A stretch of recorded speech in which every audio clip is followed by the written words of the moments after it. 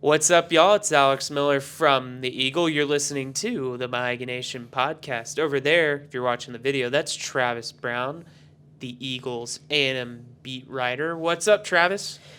Not much. It's been a long time since I've been in this room. I You've feel been like the gone. last podcasts we've done, all of them, I've been on this screen, not this screen in front of us.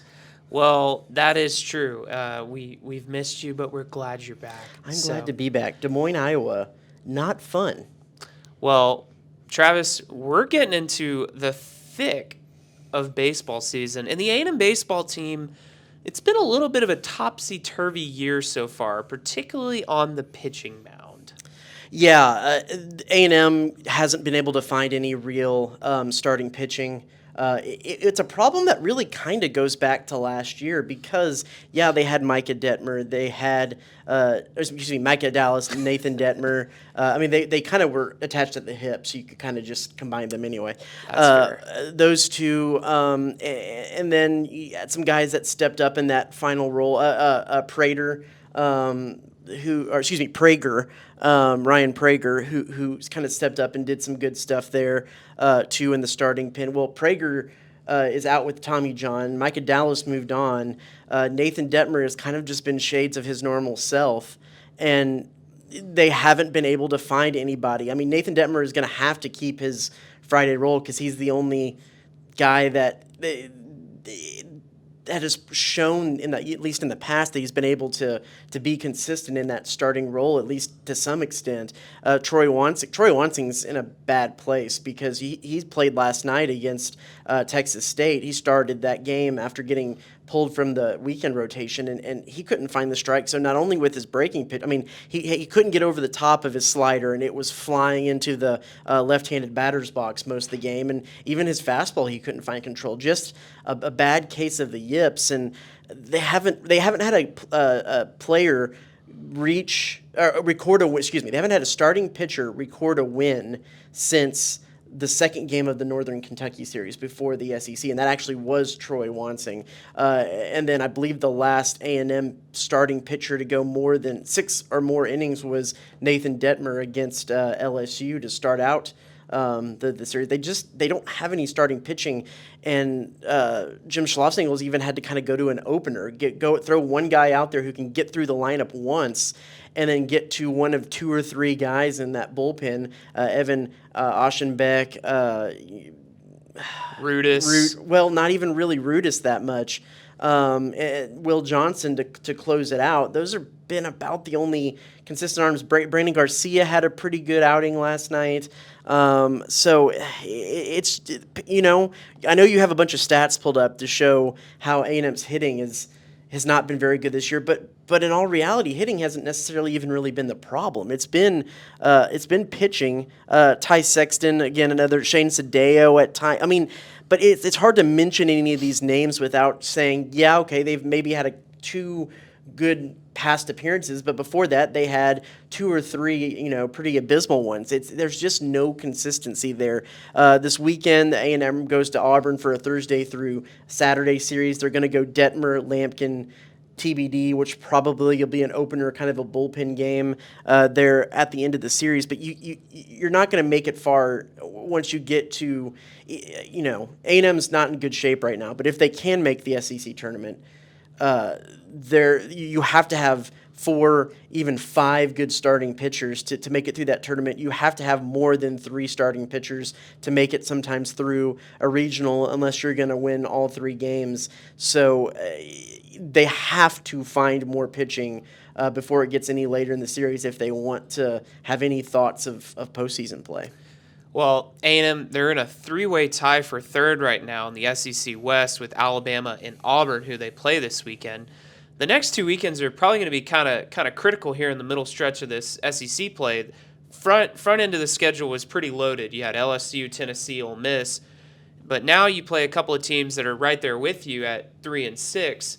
I mean, these are series that A&M has to win pretty much, it seems. I mean, it's getting to the point now in the season where they can't really afford to drop many more series. And you mentioned it, the ones that they dropped are the teams that are at the top, but their schedule is ridiculous here because they have Kentucky, which, most years you say, okay, that's Kentucky. This year, Kentucky's the number one RPI team in the country, at least as of yesterday. 26-3, 8-1, and Kentucky is conference. no joke this year, and so it's going to be a hard stretch. They can't afford to drop any more series. They got to start winning games, and the offense, again, you can run through some of these numbers you pulled up in offense and where they rank, but the offense has produced enough to win ball games this year. Yeah, what's interesting, we talk about how much the pitching has struggled.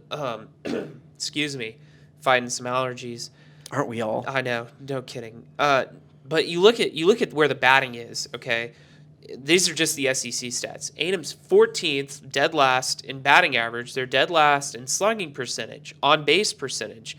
Down here in total bases, they're second to last in home runs. Coincidentally, we talked about how good Kentucky's been. They're last in the league in home runs, but A&M has 30. Just very interesting. And you go down a little further, and A&M has it seems like a lot of it, though, Travis, A&M's they've just had some bad luck. I mean, you look into ground into double plays, A&M leads the conference with 25. Austin Boast, it seems, has had kind of an up and down year. He's made some good contact in the games that I've watched, just, hit it right at him. Ryan Targac, he's, the last couple games come around a little bit, but overall he's had not a great season. Yeah, Ryan Targac is a guy that last Tuesday, a week from yesterday, when A&M lost to Texas, he had come in and he had I believe like an 8-game hitless streak. He's second lowest batting average of any of the returning players on the team heading into this weekend series, and Jim Schlossig even said, like, there's been conversations about pulling him from the lineup, but when you look at who they have on the bench, there's not anybody that's really proven themselves as stand away better.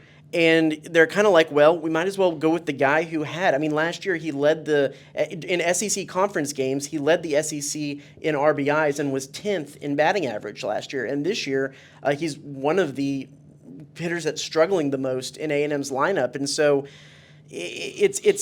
it's a weird position they have, and it's not going to get any easier. Kind of going back to that schedule, Auburn this week kind of is a must-win, because after that they go to Missouri, RPI 21, Kentucky RPI 1, Arkansas RPI number 2, Florida RPI number. Pretty good, probably. Yeah, I just had it pulled up here. Florida's 25-5. I mean, they've got to be in the top 15. Yeah. Florida's 12. And then Alabama and Mississippi State. And Mississippi State is on the road, and the dude is no easy place to go play. I mean, things could start snowballing quickly if they can't kind of get a grasp on their pitching situation. Interestingly enough, they ran Josh Stewart out there, Texas transfer. Has a pretty cool story. He's Aggie legacy. Both his parents went to A&M. Both his siblings went to A&M. Out of college, out of Georgetown, where he's from, a private school in Georgetown. Didn't get the offer to come to A&M, but was able to go to Texas. Had about 10 appearances and one start at Texas, and was able to transfer in to A&M, but has only had 2 appearances before last night. Well, last night he goes 2 scoreless innings, strikes out 3, and most importantly, doesn't walk anyone. So much of what's going on with the A&M pitching staff has to do with throwing strikes and not issuing free bases, whether that be walks or hit batters, because as a pitcher in this league, in the SEC, you're going to give up home runs. That's just going to be a fact of life, that home runs. But the difference in the teams that in the pitching staffs that win and the ones that don't are you giving up solo shots, or are you putting guys on with walks and things like that to where they're 3-run home runs instead of solo shots? I mean, case in point, the Sunday game they played against Ole Miss. Ole Miss hit that game-tying sacrifice fly. If it wasn't for Tab Tracy robbing that home run and turning it into a sac fly, that's a 1-run hit instead of a 1-run plate appearance instead of a 3-run hit, and they end up winning the game. I mean, it's little margins like that, and A&M just hasn't been able to kind of put those together on the mound. Yeah, A&M third to last in the conference in walks allowed with 145. Coincidentally, they're only third. They have the third fewest home runs allowed with 21. But you mentioned how at times those have been, more damaging because of runners that are on base. And A&M leads the league in wild pitches with 32. They're fifth in hit batters at 34. I mean, they're just putting a lot of free passes, like you said. Those home run Travis. numbers are going to go up too because of how Bluebell Park plays. In the colder time of the baseball season, there you have that north wind that keeps some of those home runs out. But once that southern wind comes in, as it has been the last couple of weeks, it blows hard out to left and left center. And as you saw with Ryan Targott's home run to win it on Sunday, I mean, he flailed his arms out there, muscled it over Oppo, and it floated and carried out. So more home runs that I've seen to straightaway center this year, too, than I have in a long time. I mean, was it Brett Minnick in his 2 home run game against Ole Miss? I believe it was on Friday. Had one that went 450, which is second most. Jace Laviolette had one earlier this season that went 451. That's the longest this season. But those are long home runs for college baseball, even though I know they have the metal bats. So those home run numbers are probably going to go up, both for the Aggies and against the Aggies as well in Bluebell Park. You mentioned Brett Minnick. How much has it helped A&M to get him back? I mean, he's already seemed to have had an impact, especially at the plate. Yeah, he's already moved up into the 4-hole spot in just a week and back. Of course, he slid into first base the first game of the season, fractured his hand, was out all the way until the Texas game last week was his first game back, and he didn't get a hit in that game, but he had some hard hit balls that just didn't fall in for outs, and then followed that up with a 4-for-8 3 home run 4 RBI weekend against Ole Miss.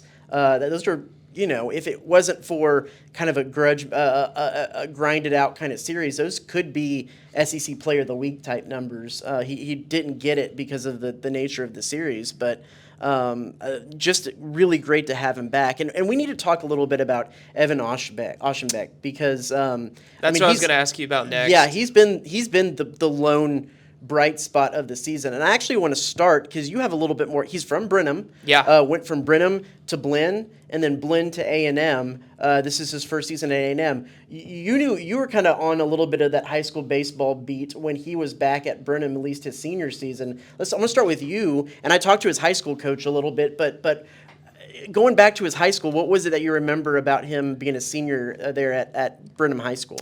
Yeah, I just remember that was like right when I first started here at the Eagle, and Brenham had a really good team. That was the year obviously that everything got cut short. And when you think about Brenham baseball, I mean, a lot of good tradition, and especially the last 2 years, Brenham's been a really good team, and I think that that was a squad that could have done some serious damage had they actually been able to, play. And I'm trying to pull them up. They were still in. I'm trying to pull up the.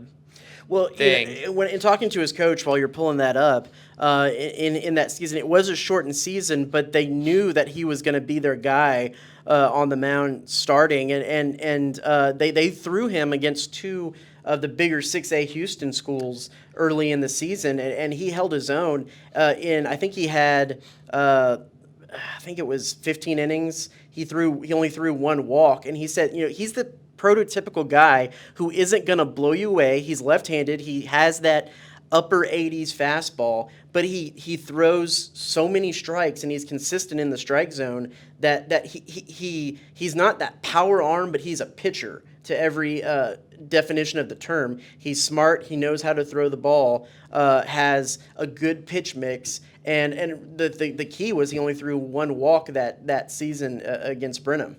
Yeah, I mean, or for Brenham, excuse me. You look at the schedule. They were 7-4-1, which you're like, okay, that's kind of pedestrian. But you look at who they play. I mean, you said it, Travis. They're playing some of the best teams in the Houston area, and they're all 6A schools, which is very impressive. I mean, when you talk about Texas high school baseball, the Houston area and the Dallas area, they definitely dominate. And especially that North Houston, kind of the suburbs. I mean, they tied Cypress Ranch 3-3, got a win over Klein. You know, those are some quality teams they were playing. And so, Aschenbeck was going to be one of those guys. They had a really good team. Jake Kolkers was on that team. He's playing at TCU. Ethan Jazerski was really good. You talk about some of these other guys that turned out to be good the next couple years. I mean, Burnham went to like the fourth round of the playoffs last year, so that could have definitely been a team that made a deep run in the 5A playoffs, and he would have been their guy. He was a guy who always wanted to go to A&M.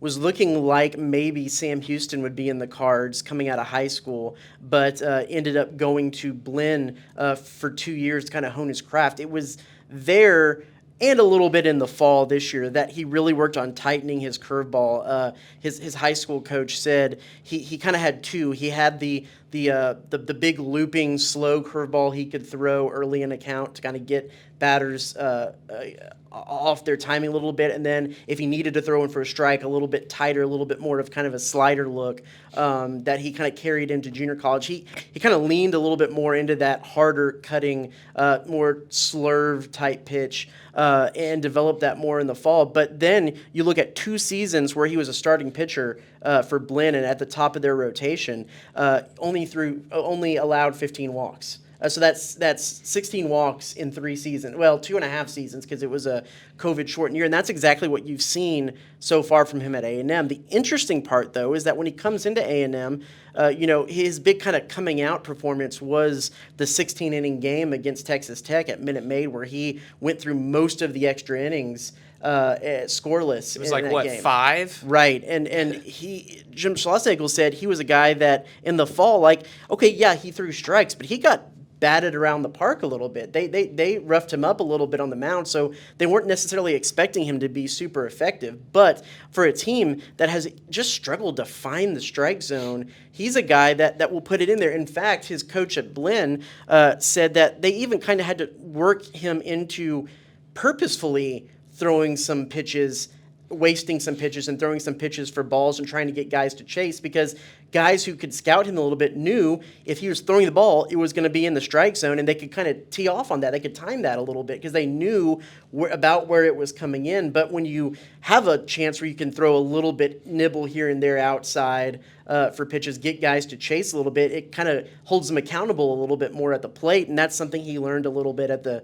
JUCO level because he was too consistent at finding the strike zone. So my question moving forward with this is, and it's something I actually asked Schlossnagle last week, is since he is one of the most consistent pitchers and they've been needing to find some consistent starting pitching, is he a guy that's going to work his way into that weekend rotation eventually because he has a starting background from both high school and his junior college days? He has the right pitch mix. That's what I asked Schlossnagle is, does he have the right pitch mix to be able to go through a lineup multiple times? And he said yes, but then it's kind of like that question, okay, if he takes him out of the bullpen, who fills that kind of long relief role, that consistent role of the guy that he knows is going to throw strikes? And when you have him in the bullpen, if he comes out and gives you 3 good innings on a Friday, that's like, for instance, this weekend, even though it was a rain delay, he threw 28 pitches on Friday.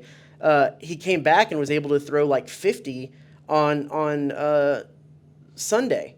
And so you were able to use him twice in a series. That's going to be a big decision for, I think, Jim Schlossnagle and his staff moving forward. It seems like it could be a darned if you do, darned if you don't kind of deal, Mm-hmm. And I mean, the reality is A&M's got to find some guys like Jacob Palish, like Moo Menifee were last year that, when push comes to shove, he can call on them and they can get the job done. They haven't really found that other than Aschenbeck, and we'll see if he can continue to do that. I mean, just looking at the numbers, he's got the lowest ERA on the team other than Jaron Warwick, who's Who I hasn't mean, played. yeah, and so he has one appearance. He's thrown one inning. Yeah, he hasn't Uh, played. I mean, they weren't even able to get him in last night when they tried to get everybody out there. So Yeah, and so you talk about the walks. He's got the second most innings behind Detmer, and he's got 9 less walks than Detmer. So, and he's got one more strikeout than Nathan does as well. and you look at some of these other guys that they've had to pull from the starting lineup: Wansing, Wyatt Tucker, Chris Cortez is a little bit different, but some of these guys, Carson Lambert. Well, he hasn't really started, but some of these guys that they've had in the starting lineup. I mean, those guys are starters. They're not necessarily used to coming out of the pen, coming out of situations where they have to start from the stretch, where they have runners on in high leverage situations, and so it's not necessarily like if you pull them from the starting lineup, they're just going to slot right into the bullpen. You're kind of cutting out the number of pitchers that you have by making some of these adjustments. So it is good when you have a guy like Aschenbeck who could do both. But Cortez last night, got to give a tip of the cap to him because he came in the 8th and the 9th and closed out that game that was close, a one-run game against Texas State. Interestingly enough, the thing that wasn't working for him when he was starting early in the year is his slider just wasn't being able to throw it for a strike. And you go into the 8th inning, he comes on with a runner on the tying run on third, needs to get 2 outs, and gets 2 consecutive strikeouts, throwing all sliders. Yeah, he's got some good stuff, and A&M needs him to be able to utilize that because he's very talented. But his ERA is 6.17. That's pretty high. He got pulled out of that Saturday role. He was a guy that he came out of the pen last year though, if I remember correctly, right? He was in and out of the starting lineup because I mean I think he's best utilized as a starter. He's either going to be best utilized when he kind of gets together either as a starter or as an into the bullpen guy, a closer, because he has that. I mean, last night he touched 99 Yeah. with that fastball. He has that fastball, but when Salsagon has said it a lot. 99-mile-per-hour fastballs don't necessarily scare SEC hitters, and the difference between 95 and 99 isn't necessarily that much different. It's the ability to change speeds and get guys to where when you throw that curveball, that fastball comes in and looks even more fast because of how slow that curveball or that slider came in. Or when they're sitting fastball, you're going to be able to collect a few strikes when they're going to take that slider because that's not what the pitch that they're looking for. That's not their approach. So the more he can be able to drop that in there, I mean, he's mostly a 2-pitch guy. He has a little bit of a changeup, but a 2-pitch guy isn't going to necessarily work his way deep as a starter. It's just a tough situation. Ultimately, I think if he's able to move on to the next level, Chris Cortez will be an into the bullpen type guy. Well, nonetheless, A&M's got a big series at Auburn this weekend. The Aggies, they're looking to get their second series win of conference play. Mm-hmm. Travis, also this weekend, it's a big weekend over near that neck of the woods. A&M men's golfer Sam Bennett, he's competing in the Masters, qualified as the U.S. Amateur Champion. He's going to get to play with reigning Masters champion Scotty Scheffler. Yeah, another Texas guy, a UT grad, a little A&M UT thing going on there. He said he hadn't met Scotty yet when we talked to him last week, but, kind of ran in some similar circles as they were growing up in the kind of the amateur golf tour. He of course, qualifies for the Masters by winning the USGA amateur tournament, and will go in as the reigning amateur of the country. The Masters, because it was founded by Bobby Jones, has a strong amateur history to it, and he'll be in that future group. You'll be able to watch him on ESPN Plus every stroke of his through the first 2 weeks. But I love the quote he had with some of the reporters out at Augusta, where they asked him, is it just good enough to be here? And he said, no, this isn't going to be a hit and giggle for him. He's played in the U.S. Open. He's played in some other PGA tournament events, so it's not new. Yeah, it's Augusta. It's the team. But the other interesting thing is he's watched the Masters so many times, and he's played as I have played Augusta National on, was it like Tiger Woods Oh 14 yeah, or one of the whatever. greatest games ever made. Right. And so he said he actually feels like he knows the course pretty well, though it's his first times playing it, because he knows the shots to hit, that if you hit it there, you're good, or if you hit it there, you're in trouble, or if you're putting or chipping down towards Ray's Creek, you're in trouble. You want to keep the creek to your back because everything funnels down there so quickly. So it will be interesting to see how he handles that. Well, that's all the time we have for this week. Be sure to check theeagle.com for all of our coverage on Texas A&M sports. Until next time, we'll see you.